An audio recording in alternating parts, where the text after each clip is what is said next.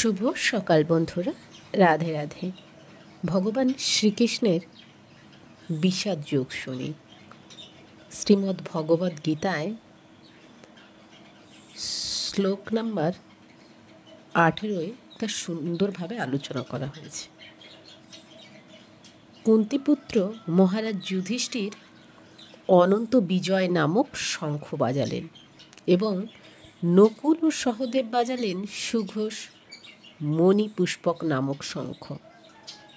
হে মহারাজ, তখন মহান ধনুর্ধর কাশীরাজ, প্রবল যোদ্ধা শিখণ্ডী, ধৃষ্টদ্যুম্ন, বিরাট, অপরাজেয়, সাত্যকী, দ্রুপদ, দ্রৌপদীর পুত্রগণ, সুভদ্রার মহাবলবান পুত্র অন্যান্য সকলে তাদের নিজ নিজ শঙ্খ পৃথক পৃথকভাবে বাজালেন। সঞ্জয় সুকৌশলে ধৃতরাষ্ট্রকে জানিয়ে দিলেন যে পাণ্ডব পুত্রদের প্রতারণা করে তার নিজের পুত্রদের সিংহাসনে বসাবার নির্বুদ্ধিতা তার পক্ষে মোটেই প্রশংসনীয় কাজ হয়নি। সমস্ত লক্ষণ থেকে সুস্পষ্টভাবে ইঙ্গিত পাওয়া যাচ্ছিল যে এই মহাযুদ্ধে সমগ্র কুরু বংশের সমূলে বিনাশ হবে। পিতামহ ভীষ্ম থেকে শুরু করে অভিমন্যুর পৌত্ররা এবং অন্য সকলেই পৃথিবীর নানা দেশ থেকে আগত রাজন্যবর্গ সেখানে উপস্থিত সকলেই বিনাশপ্রাপ্ত হবেন। মহারাজ ধৃতরাষ্ট্রের জন্যই সমগ্র বিপর্যয়ের উদ্ভব হয়েছিল, কারণ তিনি তার পুত্রদের গৃহীত নীতিকেই সমর্থন করেছিলেন। তিনি শঙ্খ নিধানের সেই শব্দ ছিল প্রচণ্ড, তা আকাশ ও পৃথিবীকে প্রকম্পিত করে ধৃতরাষ্ট্রের পুত্রদের হৃদয় বিদীর্ণ করেছিলেন। ভীষ্মদেব ও দুর্যোধনের পক্ষে অন্যান্যরা যখন শঙ্খ বাজিয়েছিলেন, তখন পাণ্ডবদের বুক ভয়ে কেঁপে ওঠেনি।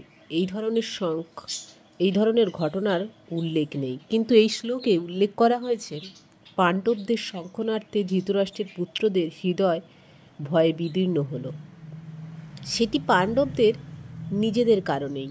ভগবান শ্রীকৃষ্ণের প্রতি তাদের পূর্ণ বিশ্বাস ও শরণাগতির জন্য। ভগবানের কাছে যিনি আত্মসমর্পণ করেন তার মনে কোনো ভয় থাকে না, এমনকি চরম বিপদেও তিনি অবিচল থাকেন।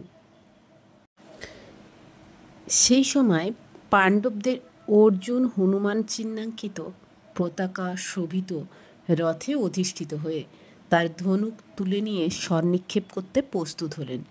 হে মহারাজ, ধৃতরাষ্ট্রের পুত্রদের সমসজ্জায় বিন্যস্ত দেখে অর্জুন তখন শ্রীকৃষ্ণকে এই কথাগুলো বলেছিলেন। যুদ্ধ শুরু হওয়ার মুহূর্তে উপরিউক্ত বাক্যলাপ থেকে বোঝা যায় যে যুদ্ধক্ষেত্রে ভগবান শ্রীকৃষ্ণের দ্বারা প্রত্যক্ষভাবে পরিচালিত পাণ্ডবদের অপ্রত্যাশিত সমসজ্জা দেখে ধৃতরাষ্ট্রের পুত্ররা অত্যন্ত হতোদ্যম হয়ে পড়েছিলেন। অর্জুনের রথে হনুমান চিহ্নাঙ্কিত ধ্বজা একটি বিজয় সূচক ইঙ্গিত, কারণ রাম ও রাবণের যুদ্ধে হনুমান শ্রীরামচন্দ্রকে সহযোগিতা করেছিলেন।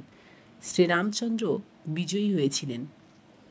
এখন এখানে অর্জুনকে সাহায্য করার জন্য তার রথে শ্রীরামচন্দ্র ও হনুমান দুজনেই উপস্থিত হয়েছেন। শ্রীকৃষ্ণ হচ্ছেন শ্রীরামচন্দ্র এবং যেখানেই ভগবান শ্রীরামচন্দ্র থাকেন সেখানে তার নিত্য সেবক হনুমান থাকেন এবং নিত্য সঙ্গিনী সৌভাগ্যলক্ষ্মী সীতাদেবী উপস্থিত থাকেন। তাই অর্জুনের কোনো শত্রুর ভয়েই ভীত হওয়ার কারণ ছিল না।